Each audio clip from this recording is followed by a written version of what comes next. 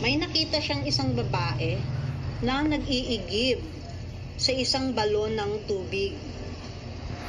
Nang nilapitan niya ito at kinausap, sabi niya ganon, "Alam mo ba kung sino ang gumawa ng balon ng tubig na ito?" Tanong ni Jesus. Ang sagot naman ng babae, "Si Jacob po ang gumawa ng balon ng tubig na ito. Napakabuting tao ni Jacob at binigyan niya kami ng tubig." Ang sagot naman ni Jesus, "Oo, mabuting tao si Jacob. Ako man ay may balon ng tubig na nagmumula sa aking puso." Sabi niya ganon. Sagot naman ng babae, "Ano naman po ang magiging kaibahan ng balon ng tubig na nagmumula sa puso nyo at ang balon ng tubig na ginawa ni Jacob?" Sabi naman ni Jesus, "Sino man ang uminom sa balon ng tubig na gawa ni Jacob, sino man ang uminom sa tubig na ito ay mauuhaw na muli. Ngunit sino man ang uminom ng tubig na galing sa aking puso, sa balon ng tubig na galing sa aking puso, ay hindi na muling mauuhaw pang muli. Makakarana siya ng kaligayahan. Matututo siya ng maraming bagay. At magiging mabuting tao siya katulad ni Jacob." Tinignan siyang maigi ng babae at pilit na iniintindi.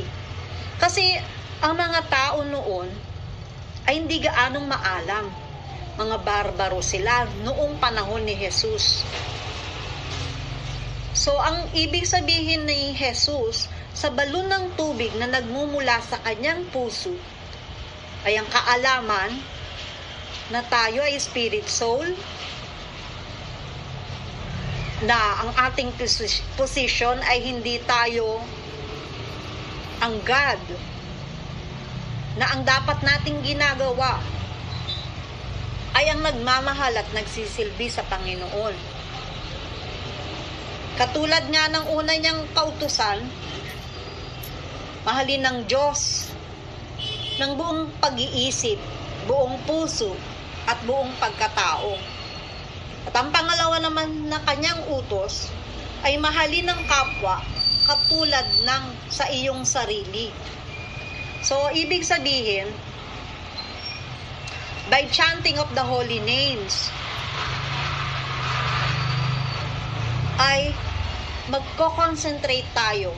Ang ating buong isipan, ang ating puso, ang buong pagkatao natin ay nakakonsentrate sa chanting of the holy names. So, nakapokus tayong maigi sa Panginoon, sa kanyang pangalan. Dahil ang pangalan ng Panginoon at siya ay walang pagkakaiba. Hindi katulad sa material na bagay, kung paulit-ulit nating sasabihin na tubig, tubig, tubig, hindi naman maaalis ang ating pagkauhaw. Dahil iba yung tubig na sinasabi natin sa aktwal na tubig na nandiyan. Samantalang ang pangalan ng Panginoon ay espiritual. So pagka binanggit natin ang kanyang mga pangalan, nandoon na siya mismo sa kanyang pangalan. At maraming bagay ang maliliwanagan tayo. At nagkakaroon din tayo ng magagandang quality, katulad nga ni Jacob. At ang pangalawang kautusan naman ni Jesus ay mahalin ng kapwa ng katulad sa sarili mo. Bakit ganoon? Kasi malalaman natin na spirit tayo at ang ibang living entity, ang aquatics, ang mga puno, ang mga halaman, ang mga ibon, ay may espiritu doon sa loob ng mga katawan na iyon. Katulad din ng tayo ay nasa loob ng isang katawan ng tao, espiritu tayo. Sila rin yung other living entities ang may buhay, ang gumagalaw. ay mga espiritu rin at mga anak din sila ng Panginoon. Katulad natin na anak tayo ng Panginoon. So, bibigyan natin sila ng respeto at pagmamahal dahil pare-parehas tayong magkakapatid na anak ng Panginoon.